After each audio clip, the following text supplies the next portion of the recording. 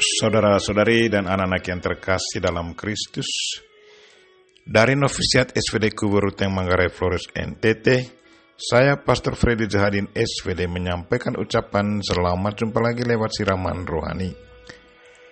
Hari ini Rabu 29 Juli 2020, kita merayakan Pesta Santa Marta Murid Yesus. Injil hari ini diambil dari Yohanes bab 11 ayat 19-27. Kita diingatkan bahwa Tuhan selalu mengunjungi kita dalam situasi apapun.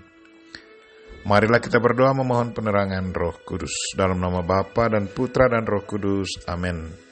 Tuhan dan Allah kami, puji dan syukur kami haturkan kepadamu karena Engkau memberi kami seorang santa, yaitu Santa Marta, yang sangat setia dan sungguh percaya akan kebangkitan orang mati.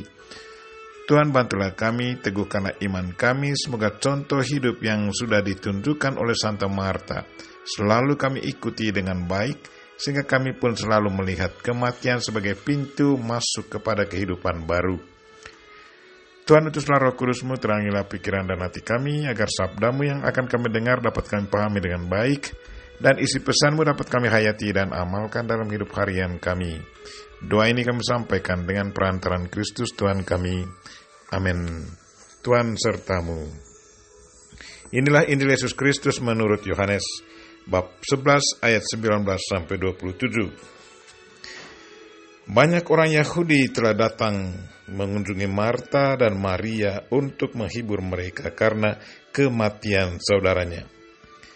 Ketika Marta mendengar Yesus datang, ia keluar untuk menyambut Yesus, sedangkan Maria tinggal di rumah. Kata Marta kepada Yesus, Tuhan, sekiranya Tuhan ada di sini waktu itu, pasti saudara saya tidak meninggal. Namun begitu saya tahu bahwa sekarang ini juga Allah akan memberi apa saja yang Tuhan minta kepadanya. Saudaramu akan hidup kembali, kata Yesus kepada Marta. Marta menjawab, saya tahu Lazarus akan hidup kembali bila orang mati dibangkitkan pada hari kiamat. Akulah yang memberi hidup dan membangkitkan orang mati, kata Yesus kepada Marta. Orang yang percaya kepadaku akan hidup, walaupun ia sudah mati, dan orang hidup yang percaya kepadaku selama-lamanya tidak akan mati.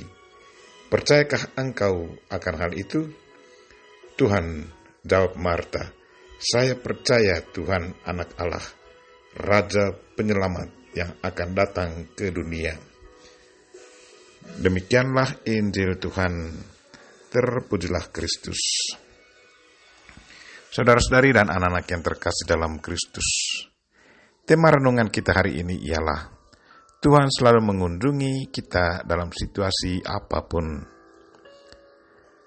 Barang siapa yang sudah mengalami peristiwa kematian dari anggota keluarga, cerita Injil hari ini saya yakin sungguh sangat gampang merasakan dan memahaminya.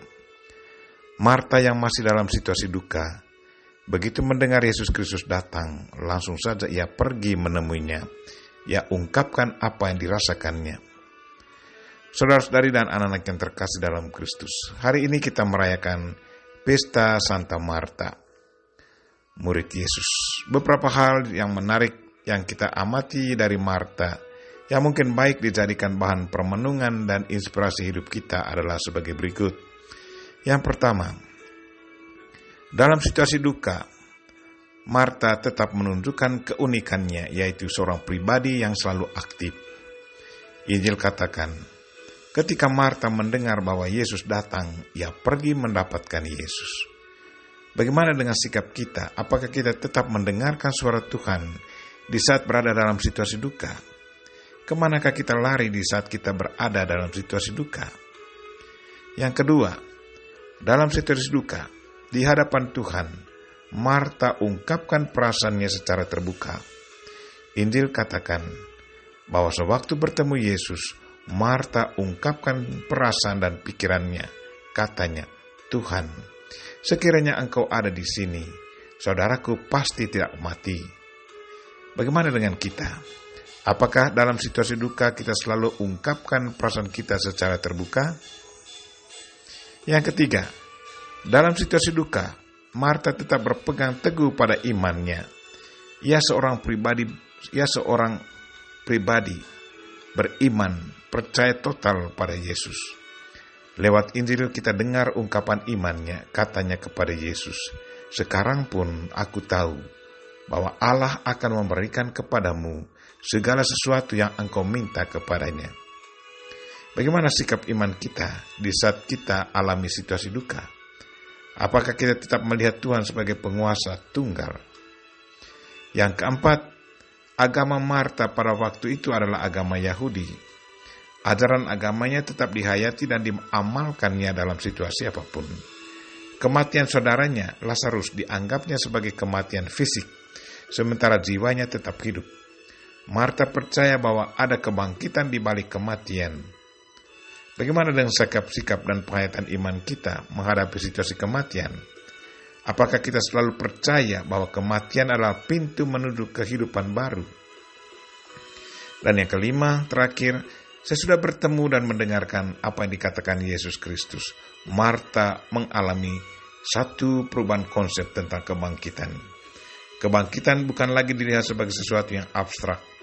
Kini kebangkitan dilihatnya sebagai sesuatu yang real. Marta kini berhadapan dengan Yesus Kristus yang adalah kebangkitan dan hidup. Sesudah ia ungkapkan imannya, "Ya Tuhan, aku percaya bahwa Engkaulah Mesias, Anak Allah, Dia yang akan datang ke dunia." Maka Lazarus dibangkitkan oleh Yesus dari kematiannya. Apakah kita sungguh percaya bahwa saudara-saudari kita yang sudah meninggal secara fisik sungguh bangkit? Apakah kita pernah alami bagaimana jiwa orang mati membantu kita? Saudara-saudari dan anak-anak yang terkasih dalam Kristus, Tuhan selalu beserta kita. Ia selalu menepati janjinya. Ia selalu mendekati dan mendengarkan kita. Ia selalu merasakan apa yang kita rasakan. Datanglah selalu kepadanya, apapun situasi yang kita hadapi. Mari kita mohon bantuan Santa Marta dan Bunda Maria untuk mendoakan kita. Amin. Marilah kita mohon berkat Tuhan. Tuhan sertamu. Semoga Allah yang Maha Kuasa dan Maha Kasih melindungi, membimbing, dan memberkati saudara dan orang-orang yang kita doakan pada hari ini, secara khusus saudara-saudari kita yang lagi sakit. Bapa dan Putra dan Roh Kudus. Amin.